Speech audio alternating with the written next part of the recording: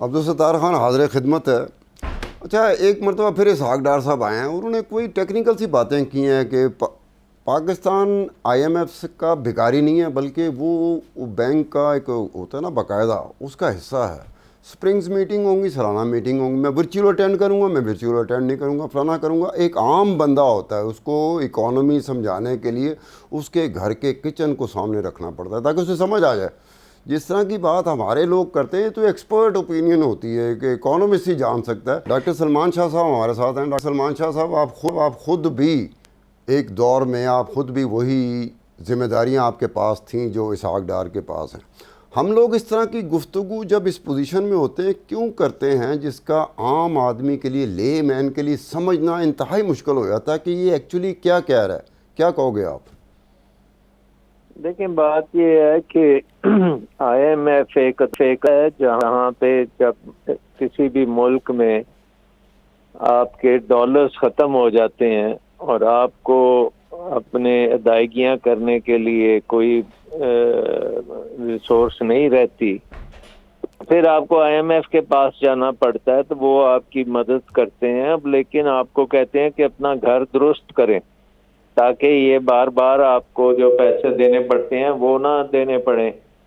سو اب یہ مجھے سمجھ آتی کہ یہ اتنی امپورٹنٹ میٹنگ تھی جس میں آپ کا فیصلہ ہو جانا تھا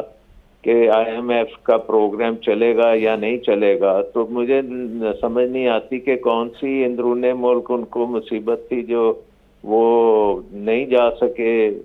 میٹنگ اٹینڈ کرنے۔ نہیں، ڈاکٹر سلمان شاہ صاحب وہ کہہ رہے ہیں ان کو وزیر اعظم نے کہا ہے۔ اب وہ مجبوری جس کی طرف آپ اشارہ کرتے ہیں شاید وزیر اعظم کو اس مجبوری کا پتہ ہو، اسحاق ڈار صاحب کو نہیں پتہ ہو۔ اگر پتہ ہوتا تو شاید ہمیں کہہ دیتے کہ یہ مجبوری ہے جس کی وجہ سے میں نہیں جا رہا۔ نہیں، یہ تو پھر وزیر اعظم صاحب بتائیں کہ بھی کون سی مجبوری ہے کہ وہ پاکستان کی اکانومی ڈوب جائے تو وہ ٹھیک ہے، لیکن اسحاق ڈار کو آپ نے اپنے پاس رکھنا ہے، یہ تو مطلب سمجھ سے بالا تر ہے۔ اب بات یہ ہے کہ وہاں پہ کیونکہ ان کی میٹنگز آئی ایم ایف کی مینیجنگ ڈائریکٹر سے نہیں ہو پائیں تو شاید یہ غصے میں آ گئے ہیں کہ وہ مجھے نچلی لیول پہ ٹریٹ ڈاکٹر کر رہے سلمان ہیں۔ شاہ صاحب، پیسے ہم نے لینے ہیں، ہم نے پیسے دینے نہیں۔ آئی ایم ایف ہم سے نہیں مانگ رہا، ہم آئی ایم ایف سے مانگ رہے ہیں۔ غصہ کرنا، آپ سمجھتے ہیں کہ اس عہدے پہ رہتے ہوئے کسی ایک بات کا غصہ کر جانا ہم تو افورڈ ہی نہیں کر سکتے؟ نہیں، ایسے معاملات میں غصے والی بات تو نہیں ہوتی، یہ تو پروفیشنل بات ہوتی ہے جہاں پہ آپ نے اپنا ریفارم کرنی ہے اور اس کے عوض انہوں نے آپ کو مدد کرنی ہے، اور وہ مدد ان کی ڈالرز کے ذریعے ہوگی، اور ساتھ وہ آپ کو ایک سرٹیفکیٹ دیں گے کہ جی ہاں آپ بالکل کام صحیح کر رہے ہیں، دنیا سے آپ کو اور آ سکتی ہے، انویسٹمنٹ آ سکتی ہے، آپ تجارت کر سکتے ہیں، آپ کاروبار کر سکتے ہیں،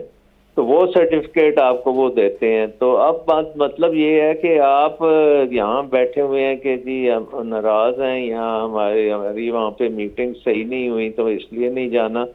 تو یہ تو مجھے کوئی عجیب سی بات لگتی ہے۔ اچھا ڈاکٹر سلمان شاہ صاحب، آپ چونکہ خود اس عہدے پہ رہے ہیں تو آپ کچھ کہہ سکتے ہیں کہ یہ جو آئی ایم ایف کے ساتھ معاملات ہوئے ہیں اس میں کتنا آج کے دور کی حکومت کا قصور ہے اور کتنا پچھلے دور کی حکومت کا قصور ہے؟ دیکھیں، یہ سارا معاملہ شروع ہوا ہے جب رجیم چینج شروع ہوئی ہے۔ رجیم چینج جس دن ہوئی ہے اس دن معیاری عالمی منڈیوں میں جس کو ہم رسک پریمیم کہتے ہیں فائنانس میں،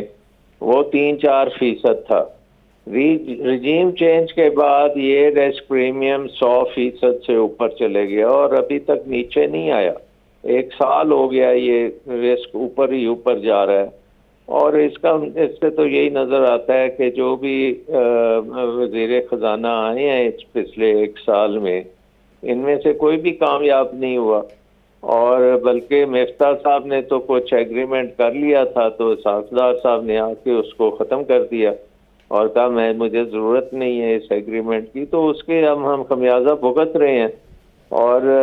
انفارچونیٹلی ساری دنیا کی نظریں پاکستان پہ ہیں، ساری دنیا دیکھ رہی ہے کہ پاکستان میں کیا تماشا لگا ہوا ہے، اچھا ڈاکٹر اور سلمان شاہ اس صاحب، تماشے میں آپ سوچ سکتے ہیں کہ کوئی آپ کو پیسے دے گا اگر آپ نے اپنے گھر میں اس طرح کی لاگت بازی شروع کی ہوئی ہے اچھا سلمان شاہ کہ صاحب، یہ آپ کہہ رہے ہیں رجیم چینج جب ہوئی تھی تو ایک اور نعرہ لگا تھا جو عمران خان صاحب نے لگایا تھا، اور ان کے چاہنے والے ان کو سپورٹ میں اضافہ بھی ہوا تھا، وہ تھا امریکہ کی آواز کہ امریکہ اس سازش میں شریک ہے۔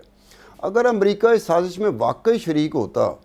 کہ عمران خان کی حکومت کو چلتا کرتے، تو امریکہ کا تو ہم نے کافی عرصے سے کافی جگہوں پہ دیکھا ہے کہ امریکہ کا آئی ایم ایف پہ اور اس طرح کی جو ڈونر ایجنسیز ہوتی ہیں بڑا انفلوئنس ہوتا ہے، تو وہ امریکہ بیل آؤٹ نہیں کر سکتا تھا اس حکومت کو جو حکومت آئی ہے رجیم چینج کے بعد؟